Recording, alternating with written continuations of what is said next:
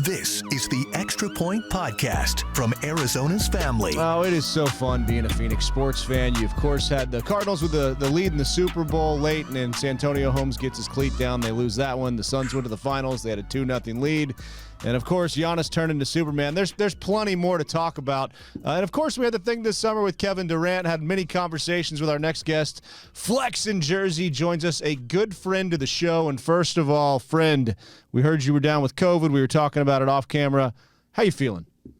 I'm feeling good, man. Like I said, thankfully, it didn't last too long. We got over it. Me and wife are feeling good. So happy to be back and back to some normality, man. Happy to be on, brother. Well, it's good to be talking basketball. I had hoped at this point in the summer we would be talking about when an introductory press conference for Kevin Durant would be. We had many conversations. First of all, I'm going to take full responsibility for this.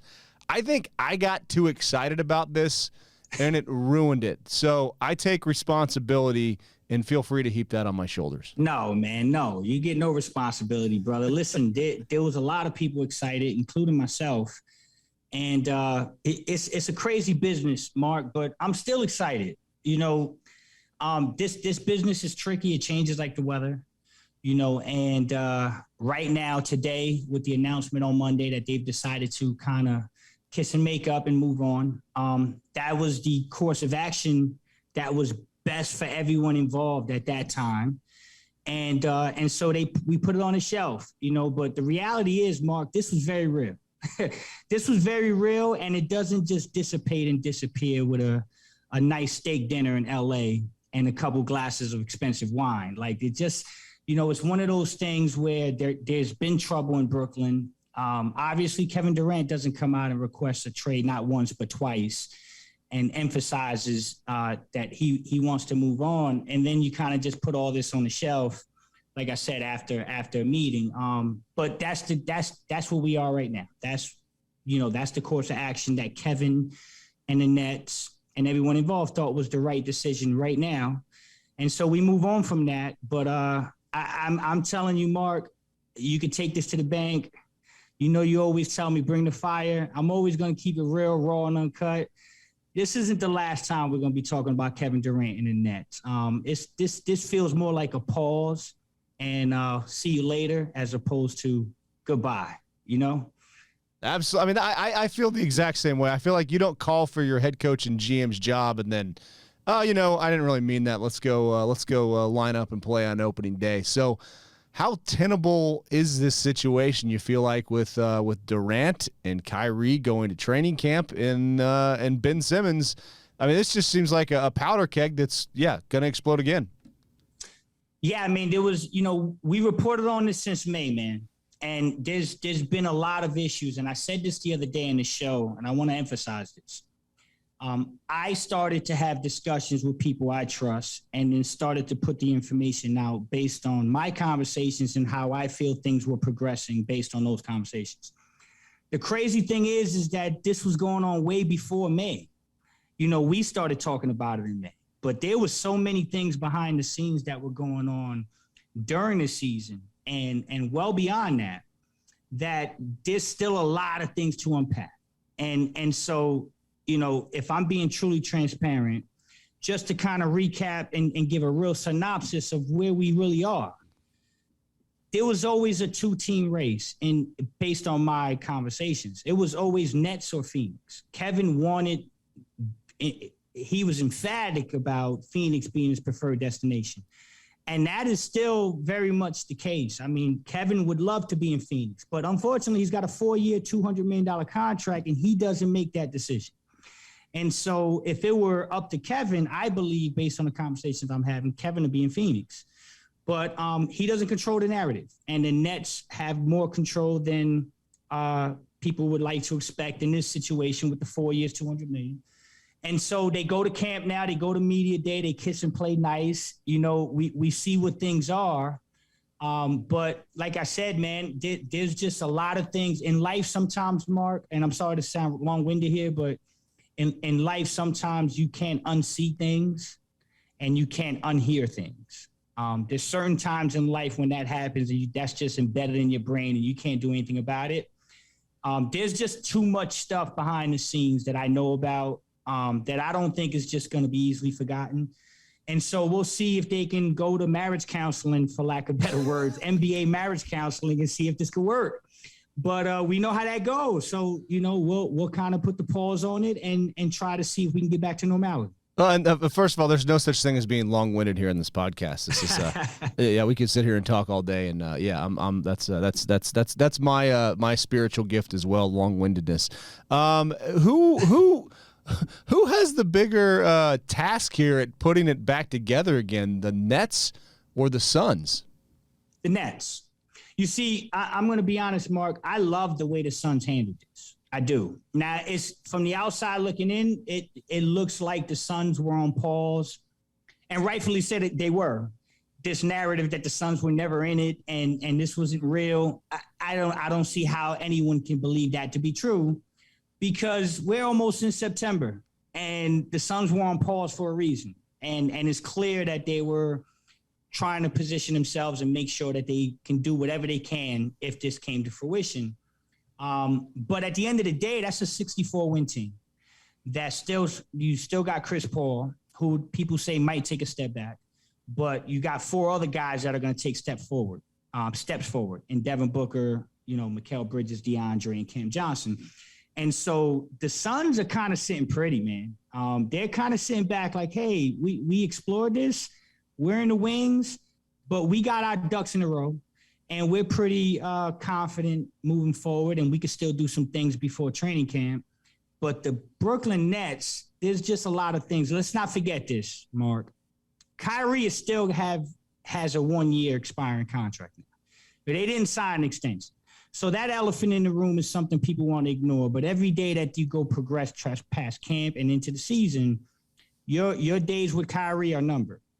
And so you got to implement Ben Simmons now. And you got to kind of get all these egos in check. And again, you got to try to unsee and unhear some of these things that went on. That's a heavy task, man. So I wish them the best. I've got a lot of friends around that situation. So there's no animosity and no maliciousness with any of this reporting. It's just been fair, straight from both angles that I've reported. And I wish them the best. I do. I mean, I wish you, but it's a tough task. I think Brooklyn has a very difficult situation ahead of them, and how they handle it is going to be instrumental in how the end result plays out. I think the Suns are sitting pretty, saying, hey, we're cool running it back and adding around the edges. And you look at the 7 weeks that we had to kind of sit on pause, and you're trying to read every tweet, and I mean, I almost have like a twitch now looking at my phone trying to figure out what was going on. As you reported it, was there a point where you feel like this got close and maybe started going backwards? How close did it come to Kevin Durant joining the Suns, in your opinion? All right, so that's a great question. I'm glad you opened that up, because I see people piggybacking on something that I said early in the process. I said 99%. And when I said that 99%, it's important to put the context there. The context was, I said, I believe there's a 99% chance Kevin Durant will play for the Suns if he doesn't return to Brooklyn, because I always knew it was a 2-horse race. And so if he didn't return to Brooklyn, I was almost certain. I didn't want to say 100%, but I was almost certain it was Phoenix. I think that it kind of was in the middle the whole time. I don't feel it was a situation where it got really close, because I don't think the Nets really went into these conversations asking for a realistic package. And I think the Suns were adamant in saying, hey, we're kind of in control here. You got the guy that's disgruntled, and we happen to be the team that the guy that's disgruntled wants to come to. So I'm not sure we want to go ahead and gut the entire team under those circumstances. So the Suns kind of were playing it tight close to the vest the entire time. And I think Brooklyn ran into a situation where the market value for other players started to get astronomical, the Rudy Gobert thing, and other teams were a little bit reluctant to come in and help the Suns out in this situation. But I still say this. I don't subscribe to the narrative that the Suns don't have enough to get it done. I just don't think the Suns were willing to go as far as people wanted them to go to get it done. But they have what it takes to get it done, brother.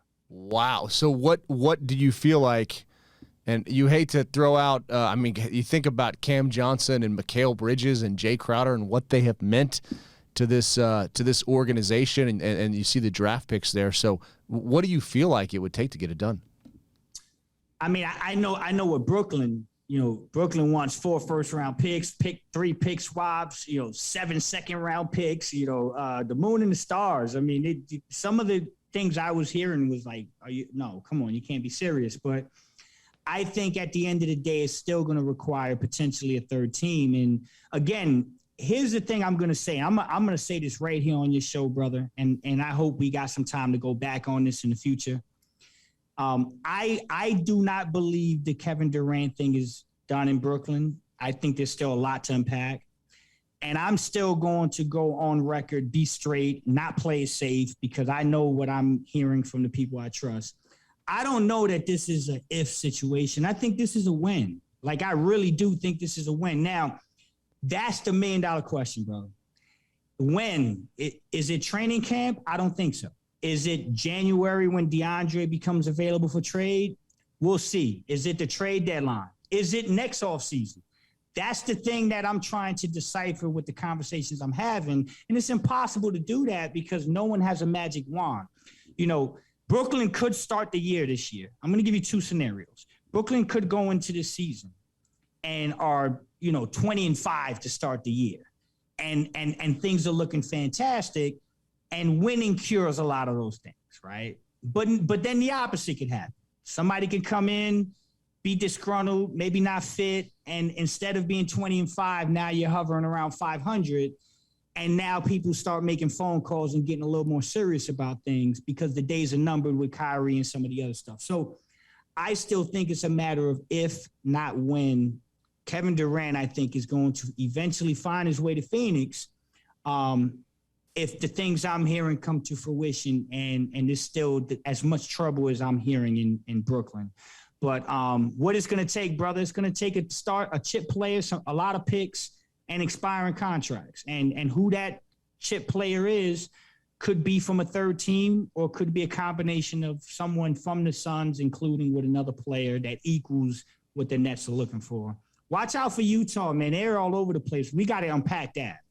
Oh, we do. But first of all, I mean, you're basically doubling down here, which I love. Why get 3 yards in a cloud of dust when you chuck the ball deep? And you seem very convicted on what you're hearing, and that's why I wanted to have you on is to continue to talk about this because you had the guts to put it out there. We've seen your Twitter. That looks like a fun time getting on Twitter and seeing what people have to say. And I look at this too and think, yeah, there's no way you kiss and make up that quick. So, so getting back to Utah in a second, but, we saw the LeBron thing signing up for 2 years. Is that because he thinks Kyrie's going to make it out there eventually, in your opinion? You know what's funny about that? I'm glad you brought that up because the entire NBA world was kind of tied up with the KD situation.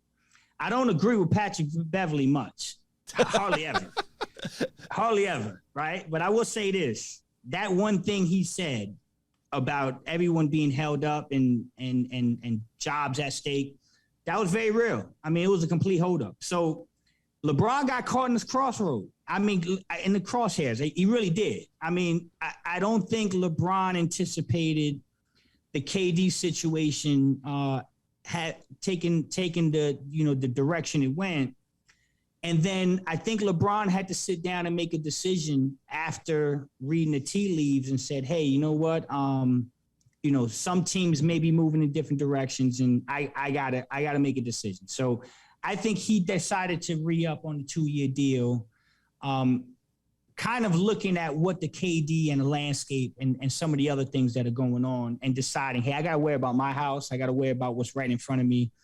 And I can't put everything I'm doing on hold because of what Kevin and the rest of the league is doing. So I think he made a decision and we'll see how that plays out. I still think that the Lakers have some things up their sleeves, but I don't know that the Kyrie thing, I don't know that the Kyrie thing now is as available as it was maybe 3-4 weeks ago. And so the Lakers now find themselves in a unique situation, brother. And it's just part of this unbelievably complicated offseason. And I was thinking the other day, okay, so what if all of a sudden things don't go well in Los Angeles for LeBron James? He wants out of there. Donovan Mitchell wants out of Utah. And Kevin Durant wants out of Brooklyn. That's the situation where these deals could be done, correct? Yeah, absolutely. I mean, LeBron's got a 2-year deal, and we know what part of his career he's in. Donovan Mitchell, I'm emphatically told, and this is another thing, we talked about this. I reported Donovan Mitchell was going to get moved early July when there was no one collaborating that. But again, I'm talking to the people I trust, and I believe Donovan's going to be moved. I believe New York is still the front runner for him. And ironically, I think the Suns can benefit dramatically from that move. I'm hearing that the Suns have had numerous conversations kind of poking around as to, hey, I know y'all didn't want to help us facilitate the KD trade, but we may not have a problem jumping in and helping Donovan get to New York if one or two players are coming to Phoenix that we really like. So I think there's some interesting stuff going on with Donovan. I think he's going to be moved, and I think that's going to allow Phoenix to maybe add another piece or two around the edges before camp and put themselves in even better situations so that if and when this possibility arises again and the next superstar gets disgruntled and those dominoes that you're talking about start to fall, the Suns, I think, are going to be in an even stronger position after they do some of the things that I think, I'm hearing are possible from now to training camp. Well, after seeing the Rudy Gobert trade, I would wonder if Danny Ainge, we're talking about stars in the moon for Kevin Durant. What's Danny Ainge end up with if he parts ways with Donovan Mitchell? He wants another Rudy deal. He's trying to double down. He's trying to get another Rudy Gobert deal. And I'm not so sure he's not going to get it, man. I think he will get inevitably what he wants. A ton of picks and the opportunity for flexibility, maybe a couple players that have potential to become stars down the road, but maybe aren't stars yet. And so I think he's going to get the draft compensation that he wants. I think the Knicks are struggling right now trying to put the right pieces together. And I think that's where a team like the Suns can jump in and say, hey, we've got the answers to all your problems. We got the expiring contracts. We got the rotational guy that can come in and play right away. Got a couple picks that we can dangle here and there. And, a guy like Jordan Clarkson becomes very, very intriguing. A guy like Bogdanovich becomes intriguing. Bogey is on a 1-year, $19 million expiring contract. Jordan Clarkson has 2 years left on the deal.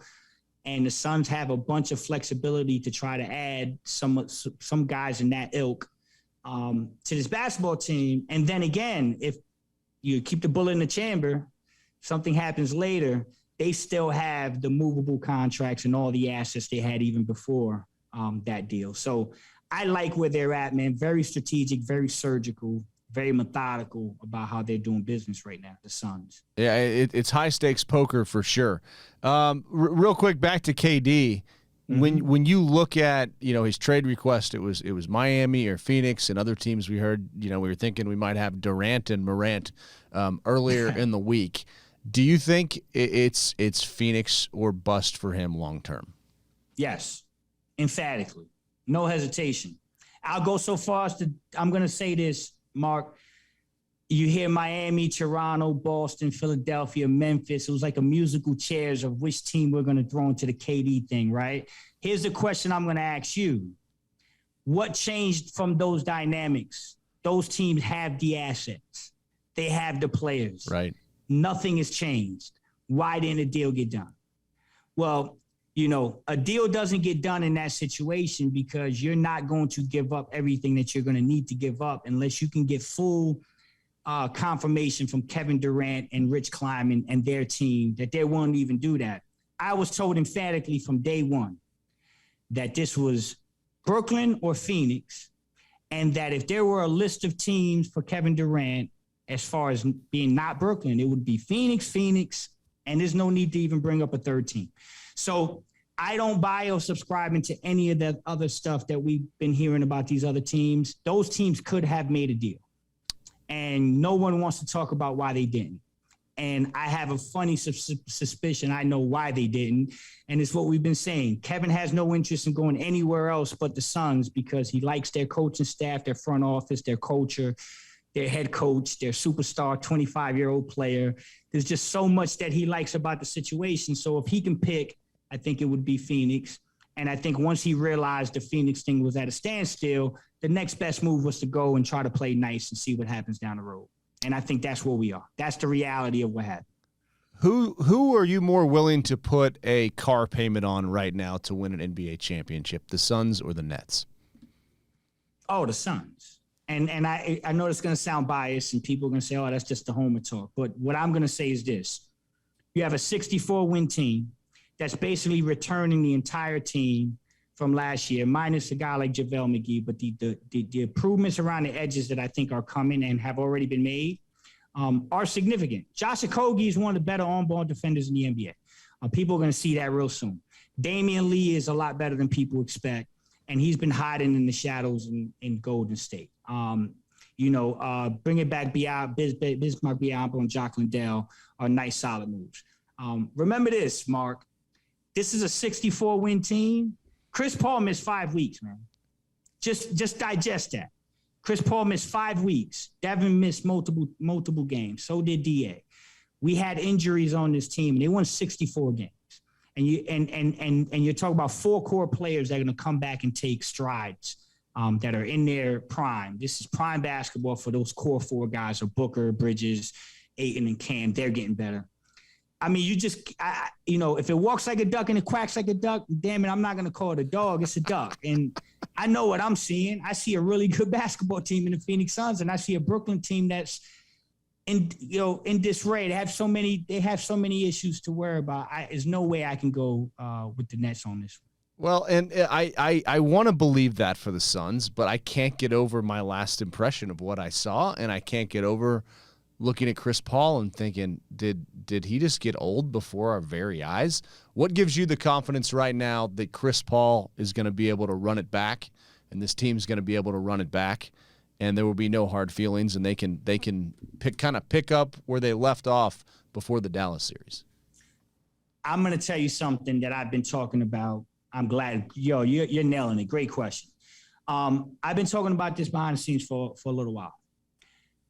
I think the Devin Booker hamstring injury versus the Pelicans is why they lost that Dallas series. Interesting. And sometimes this is just the basketball player in me, the coach, the trainer, the guy that's, I'm just looking at basketball from my perspective.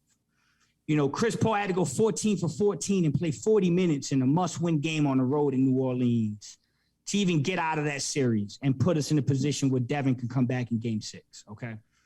So I believe there is a domino effect. It's the postseason. My analogy I use is bricks. You need to carry 16 bricks to win a championship. And it's easy to put 1 and 2 and 3 together. But once you start getting to 7, 8, 9, 10, those bricks start to get heavy, man. And that's why it's hard to win an NBA championship. And I believe they put too much on Chris Paul early with the Devin Booker injury. And that led to the tank being a little bit less full in that series, and a lot of other people who had to extend themselves that they don't want to talk about. DeAndre played his butt off in that Pelican series. I'm a big baseball guy. I remember when the Yankees had that big series against the Red Sox and they emptied the tank and Boone hit the home run, and then they just completely flopped against the Marlins in the World Series, right? Yep. Now, there's no way you can tell me that the Marlins were a better team than that Yankee team that year. But I believe the Suns emptied the tank in that Pelican series because of the combination of the Devin Booker injury and some other things, and then just ran out of gas, man. And so I don't want to blame it all on Chris. I think that there's a multitude of things that happen, and if you can stay healthy and get everybody on board, I think Chris can hold up. I really do. Well, and the biggest one to get on board for me, I mean, it's obvious. It's DeAndre Ayton, and you just wonder, I mean, does a bag of money, are we good? I mean, we saw him in the new purple jersey, which, by the way, I'm not. It's going to take me a while to get over the Valley jerseys going away. But to see DeAndre Ayton having fun, it just kind of seemed like, okay, that's the message they're trying to put out. Do you believe it? I do. You know why?